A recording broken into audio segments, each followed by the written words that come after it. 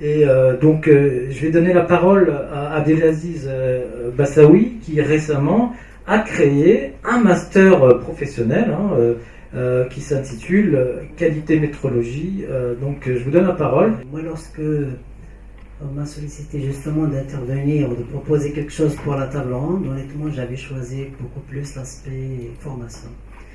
L'aspect formation parce que on a tous pratiquement dans les pays africains des systèmes de formation LMD.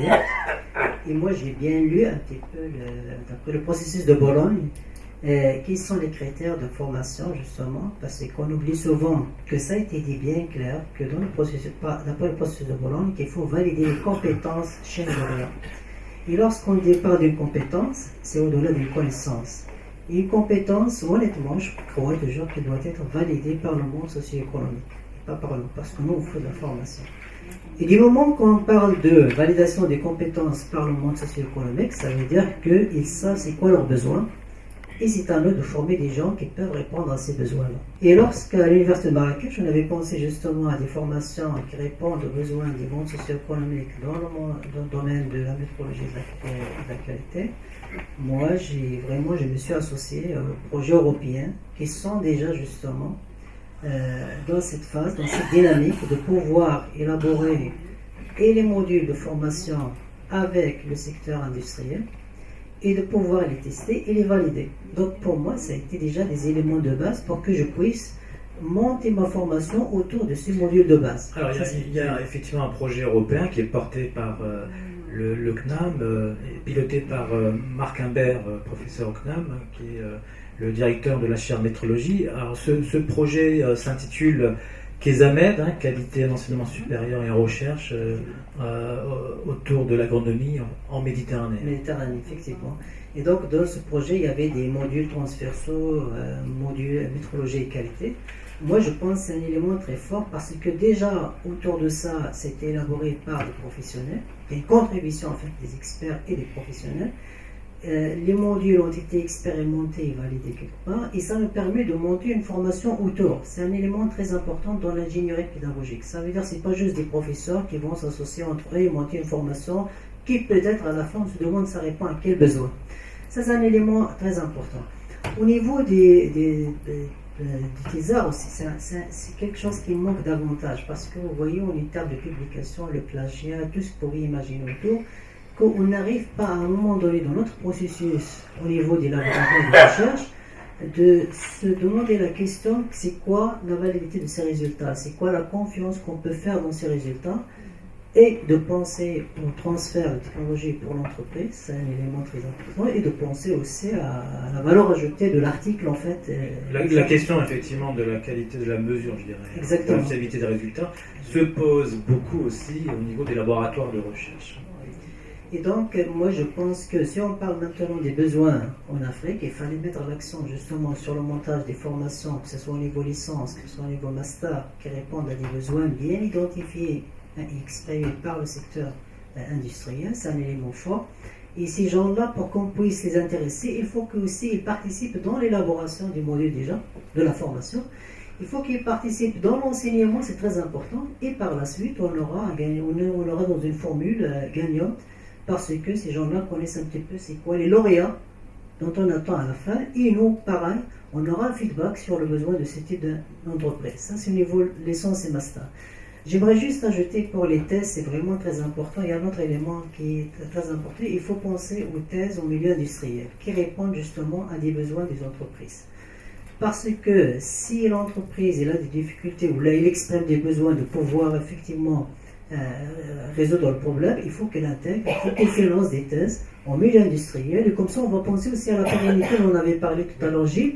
Ça veut dire qu'on aura des personnes qui sont capables à la fois de répondre à des besoins, qui sont capables de générer des connaissances et du savoir. Et c'est important en termes de capital pour l'université et pour toute la société. Donc on peut prendre quand même comme exemple l'Égypte et l'Afrique du Sud pour cela, qui publient beaucoup dans le secteur, dans le domaine de la métrologie. Et tout récemment, donc en Tunisie, avec les efforts effectués par l'INSAT. Voilà. Donc ça, c'est une bonne chose pour pouvoir pérenniser développer des compétences, maintenir des compétences, il faut à la base que les enseignements soient orientés qualité et métrologie, et pour cela, il faut que les enseignants-chercheurs aient cette fibre pour pouvoir enseigner correctement. J'ajouterais juste un autre mot, c'est très important. On avait discuté pendant ces 3 jours, on avait parlé de la métrologie décisionnelle. Ça veut dire qu'on veut former des gens qui sont capables de travailler avec un esprit ouvert, de pouvoir ne pas tout le temps se pencher sur la métrologie légale ou se pencher sur l'instrumentel, mais peut-être le problème vient d'ailleurs. Donc c'est des gens qui vont justement avoir une approche pluridisciplinaire, qui peuvent arriver justement à avoir des solutions pérennes. Merci Monsieur Bassaoui, et puis bravo pour votre initiative concernant la création de ce master qualité métrologie à l'université de Cadi-Ayad, et je vous souhaite un bon chemin. Sachant que vous avez reçu pour la première année 800 candidats pour 25 places. Oui. Donc, et c'est-à-dire que ces domaines-là peuvent être très attractifs. Il y a une véritable volonté. Voilà, j'ajoute un autre élément, c'est qu'au niveau de notre université, il y a toujours un certain nombre d'étudiants africains qui viennent faire leurs études. Et donc, ça sera l'occasion de faire le master de métrologie et qualité. De toute façon, toujours les étudiants qui proviennent de l'extérieur, ils sont toujours en quota. Nous, on a juste une capacité de pouvoir former jusqu'à 24, mais on peut recevoir jusqu'à 10 étudiants étrangers qui proviennent justement des pays africains. Merci. Donc toujours sur la partie, là on est plutôt sur la partie diffusion de la culture métrologique. Un mot éventuellement sur la formation au niveau du Sénégal. Donc Fadel Kébé, qui est vice-président du CAFMET, du Comité africain de métrologie, et enseignant-chercheur à l'UCAD, cher Anta Diop, à Dakar.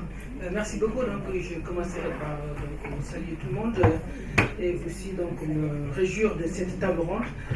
Alors, pour revenir en fait sur ces aspects formation, diffusion, sur l'aspect métrologie et qualité, alors, moi je voulais effectivement dire qu'il faut qu'aujourd'hui qu'on puisse arriver à pouvoir montrer l'importance aujourd'hui d'établir en Afrique la métrologie et la qualité comme passage obligé pour le développement économique et durable. Je pense qu'aujourd'hui, quand on regarde ce qui se fait dans le domaine de la métrologie et de la qualité, on est encore sur des niches. Ça veut dire qu'on voit ce qui se passe dans les pays du Nord, on fait de la métrologie, on fait de l'accréditation. Moi, je pense qu'il faut aujourd'hui massifier en fait ce besoin d'aller vers la métrologie, faire comprendre aux Africains, en tout cas à l'Afrique, pour développer nos pays, on a besoin effectivement de la métrologie et de la qualité. Si on parvient aujourd'hui à réussir ce pari, on pourra effectivement faire bouger et faire, disons en tout cas, pousser le maximum de personnes pour pouvoir travailler dans ces domaines. Aujourd'hui, il y a 3, pour moi, leviers importants. Il y a l'entreprise, il y a ce qu'on appelle la formation, en tout cas le monde de la formation, le monde de l'enseignement, mais nous avons aussi le monde institutionnel qui aujourd'hui quand même est garant, va aujourd'hui pousser, va avoir aujourd'hui en tout cas les moyens de pouvoir aujourd'hui mettre de l'argent pour instruire le pays à aller dans tout ce qu'on vient de dire. Je pense que ça c'est extrêmement important. Et moi je vais aujourd'hui l'entrée de la formation à plusieurs niveaux. La première, avant de partir, en tout cas de parler de formation certifiante, diplômante, beaucoup plus pointue dans les différents éléments scientifiques, légaux et autres, il faut d'abord qu'on réussisse vraiment cette partie diffusion, culture métrologique qui manque encore. Pour preuve, aujourd'hui, moi je suis dans une école d'ingénieurs qui est très réputée, qui est connue au Sénégal, mais si vous regardez l'école supérieure polytechnique, la dimension de la métrologie ou la dimension de la qualité est encore très faible. Alors que nous formons des ingénieurs dans les différents domaines, nous formons des managers, mais quand on regarde ce volet, en tout cas management, ce volet qualité, les gens ne se rendent pas compte de l'importance. Et ça nous rattrape pour l'entreprise, ça nous rattrape pour aujourd'hui apporter en tout cas des solutions par rapport à cela. Et donc voilà, je pense que c'est des éléments qui sont importants. Maintenant, une fois que cette partie, disons, culture, diffusion métrologie est, disons, mise en place, je pense que les initiatives qui sont en train d'être faites à travers le CAFMET, à travers les différents, disons, projets comme Kesamet et autres, où quand même maintenant on essaie de pouvoir tirer l'enseignement supérieur, tirer en tout cas le monde de la formation pour leur mettre devant leur responsabilité aujourd'hui d'instruire, en tout cas dans les formations thématiques, cette dimension culture, cette dimension, en tout cas qualité, cette dimension métrologie, elle est extrêmement importante. Et d'où maintenant cette naissance de son ensemble, disons, de formations du type master. Et moi je dirais même, il ne faut pas oublier ce qu'on appelle des formations certifiantes.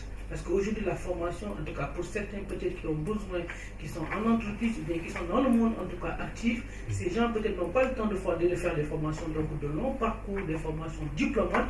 Mais aujourd'hui, si on parvient à capter certaines notions, en tout cas certaines compétences obligatoires aujourd'hui pour permettre à ce qu'on puisse arriver à développer économiquement, il faut voir dans quelle mesure le mettre dans ce qu'on appelle des dispositifs certifiants. En tout cas, pour moi, la météorologie ou la qualité, il faut réfléchir en tout cas en Afrique pour voir comment en faire un passage obligé pour que le monde de l'enseignement s'en approprie et aussi eux mettent en place des dispositifs qu'il faut. Le monde de l'entreprise aujourd'hui sent le besoin de venir travailler avec l'entreprise. Moi je pense qu'aujourd'hui il y a aussi un élément que j'ai entendu dans un peu cet appel de cœur de Abdelaziz, c'est-à-dire qu'il faut qu'on puisse aussi trouver des moyens de faire parler ces deux mondes, le monde de la formation, le monde de l'enseignement et le monde de l'entreprise, le monde en tout cas socio-économique de manière générale. Je pense qu'à partir du moment que nous sommes nous formateurs, il faudrait qu'on puisse travailler sur les besoins de l'entreprise, il faut qu'on travaille sur aujourd'hui en tout cas ce qui est en accord avec le développement économique. Et la métrologie peut être vraiment un beau lien qui nous permet aujourd'hui de pouvoir nous en tout cas former sur ce que les gens ont besoin, créer de nouveaux métiers, créer de la valeur, et qu'on puisse aujourd'hui, en tout cas, accompagner le développement économique et le développement social de notre pays. Merci. Voilà moi je vois un peu l'importance et ce que la formation en métrologie et en qualité peut apporter pour le développement économique de notre pays. Merci Fadel, c'est très intéressant comme proposition. En sachant qu'il y a quand même pas mal comme je disais tout à l'heure, de programmes d'aide au développement, tels que à Kezamed. Kezamed, c'est qualité et en enseignement supérieur et recherche. Et d'ailleurs, ça a donné lieu à un autre projet pour assurer la continuité de ce projet. Et donc, ce nouveau projet s'intitule Africaine. Et donc, c'est la qualité de la métrologie autour des énergies renouvelables. Donc, avec des partenaires, il y a 9 pays partenaires, et parmi les partenaires, il y a des pays subsahariens, dont le Sénégal et l'UCAD également, dont vous faites partie. Donc voilà, il est venu le temps de conclure, à moins que... Oui, il y a peut-être un petit point. Évidemment, je ne néglige pas la métrologie dans l'enseignement supérieur et dans le domaine des énergies renouvelables. Il faut bien voir quelque chose qui est extrêmement important. C'est que toutes les entreprises qui envisagent d'être certifiées, accréditées certes, mais certifiées également, ont tous la nécessité de mettre en place une fonction métrologie dans l'entreprise. Ce qui veut dire qu'au nombre de personnes informées, c'est énorme. Il suffit de multiplier le nombre d'entreprises qui envisagent d'être certifiées par un facteur quelconque, disons entre 5 et 10, et vous allez voir qu'on a tous non seulement identifié ceux qui ont besoin d'être formés, quelle formation ils veulent, et surtout on a le nombre. Merci Georges, c'est important de le signaler. Donc comme je disais, il est temps de faire la conclusion, parce que le temps est imparti. Alors pour cette conclusion, on va demander à Marc Imbert de faire une synthèse de cette table ronde, des points évoqués. Donc Marc Imbert est professeur au CNAM, au Conservatoire national des arts et métiers. Il est directeur du laboratoire commun de métrologie LNE-CNAM et donc directeur de la chaire métrologie CNAM, et aussi pilote des deux fameux projets, Kezamed et Africaine, dont on en a parlé. Très bien, pendant qu'on parlait, j'ai vérifié, en fait il y a 6 laboratoires de biologie médicale, 5 laboratoires de biologie médicale accrédités par le COFRAC selon la ISO 1589 en Afrique, 2 au Maroc, 1 au Sénégal et 2 au Togo. Voilà le point. Merci, 2016. Merci d'avoir fait la vérification. Voilà.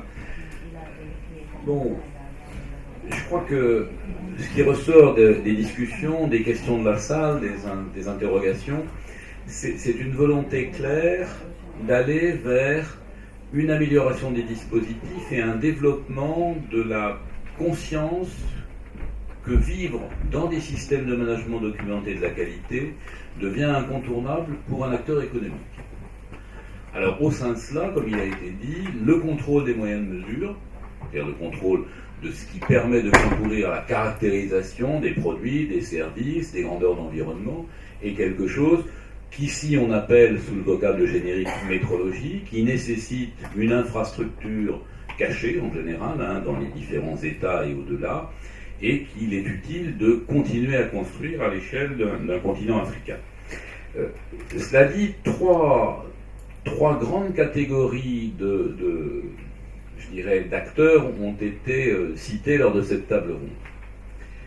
Les pouvoirs publics, les acteurs du tissu économique et social, parce que je vais vraiment insister sur le côté économique et social, et enfin les acteurs de la formation, voire de la formation professionnelle et de la recherche. Peut-être commencer par les acteurs du tissu économique et social. À vous écouter, on constate que les success stories dont vous parlez pour la mise en œuvre de laboratoires accrédités, pour le développement de structures qui permettent l'évolution du contrôle des moyens de mesure et du développement de la qualité, les drivers correspondants sont beaucoup liés à des impératifs sociétaux. La qualité de l'eau, les réseaux de transport, d'énergie, des choses de ce type. Et c'est un point qu'il ne faut pas perdre de vue parce que ce sont des drivers où les pouvoirs publics sont extrêmement présents en termes de régulateurs, des drivers qui correspondent aux grands objectifs prioritaires que notre collègue du Niger a souligné tout à l'heure, et qui sont sans doute les points sur lesquels les avancées sont les plus spectaculaires et permettent de donner l'exemple de ce qui peut être fait avec succès, avec bénéfice pour l'ensemble d'une population et d'un pays. Cela dit, le tissu économique et social, on l'a bien vu, pour le tissu économique, c'est le marché qui va imposer la certification. Certainement autant et peut-être davantage que la réglementation et les systèmes d'agrément. Et là encore, le marché, en imposant une certification, fixe les limites de la place que peut avoir un développement du contrôle des moyens de mesure, dont il faut, je pense, garder, j'allais dire, la mesure à la propre justification des besoins. Il n'est pas certain que développer dans tous les pays des infrastructures pour disposer de références dans tous les domaines soit un bon choix. Même l'Europe, pour son propre compte, s'interroge sur la répartition de compétences entre ses États membres. Même l'Europe est en train de se poser ces questions. Faut-il continuer en France à disposer de références pour le rayonnement optique ? Ou ne peut-on pas s'appuyer sur les références allemandes ? Faut-il continuer à implémenter dans les pays de l'Europe de l'Est des laboratoires de métrologie qui soient susceptibles de couvrir des champs larges ou non ? Et la réponse petit à petit est plutôt au maintien d'une diversité garante de la compétence et garante finalement de la pertinence des moyens, mais aussi d'une coopération renforcée quand il s'agit de mettre en place des structures qui sont des structures de nature régalienne, la mise en place des références et leur première diffusion, régalienne donc coûteuse. C'est un point qu'il faut garder en mémoire. Alors, les pouvoirs publics sont directement, deuxième acteur que je voudrais évoquer, que vous avez beaucoup évoqué, concernés par ces aspects-là. Sont eux qui, là encore, par le contrôle de la réglementation, finalement contribuent aussi à mettre en place des besoins en ce qui concerne la mise à disposition de références. Et je pense que c'est à l'échelle d'un sous-continent que doivent se faire et que peuvent se faire les progrès, dans une coopération raisonnée. C'est d'ailleurs le sens, me semble-t-il, de la plupart des grandes agences internationales, la Banque mondiale, le Fonds monétaire international, pour venir soutenir ces infrastructures nécessaires. Bien sûr, on a cité des investisseurs. Et les investisseurs, vous l'avez tous souligné, ça permet d'avoir de beaux outils, de construire de beaux bâtiments, mais ça ne met pas dedans les personnes et les moyens pour les faire vivre à long terme. Alors s'il s'agit de mettre des housses sur de beaux instruments, c'est très bien pour les producteurs occidentaux, mais ça ne résout pas les questions. Et pour être très honnête, ça ne peut pas durer très longtemps parce qu'on s'apercevra un jour que c'est vraiment du gâchis. On en arrive donc aux aspects liés à la formation. Troisième type d'interlocuteur que vous avez fort justement mis en exergue. Et je voudrais rebondir sur deux points. Peut-être l'inventaire et le dénombrement fait par Georges Bonnier est un peu excessif en ce qui concerne les moyens de mesure et la métrologie. Sans doute n'y a-t-il pas besoin d'autant de personnes engagées dans cette voie-là que 5 par entreprise dans tous les pays, ce qui ferait énormément. Peut-être n'est-ce pas avant tout sur le niveau doctoral qu'il faut faire porter l'effort sur ces domaines de formation et autres, et peut-être est-ce plutôt, comme l'a dit mon voisin de droite, sur finalement le fait que la métrologie, la prise en compte de la dimension qualité, ce n'est pas une affaire de spécialistes. C'est d'abord une compétence supplémentaire ajoutée à un métier de base. Et une compétence supplémentaire ajoutée à un métier de base, ça s'acquiert avant tout par la formation professionnelle, par la formation continuée tout au long de la vie. Et tant qu'on n'aura pas la capacité, dans un certain nombre de pays d'Afrique, de mettre en place de véritables politiques de formation continue tout au long de la vie et de formation professionnelle, on ne pourra pas répondre de façon convenable à ce type de besoin. Alors bien sûr, une initiation, une introduction, des éléments de sensibilisation dans les écoles d'ingénieurs, le développement de quelques cadres supérieurs, comme on peut le faire dans un master, c'est très bien. Mais la réponse de l'INSAT de Tunis, mettant en place au départ une filière instrumentation et mesure au niveau technicien supérieur, était celle qui correspondait aux besoins en formation initiale et qui d'ailleurs a permis ce développement avec l'organisme d'accréditation reconnu et la mise en place d'un laboratoire. Je pense qu'il ne faut pas se tromper de niveau et ne pas oublier qu'on a avant tout besoin de compétences opérationnelles pour faire marcher, entretenir les outils qui sont acquis à prix d'or. Gilles Cagera nous a d'ailleurs dit, mais partout où je vais, ils sont très compétents et ça marche très bien.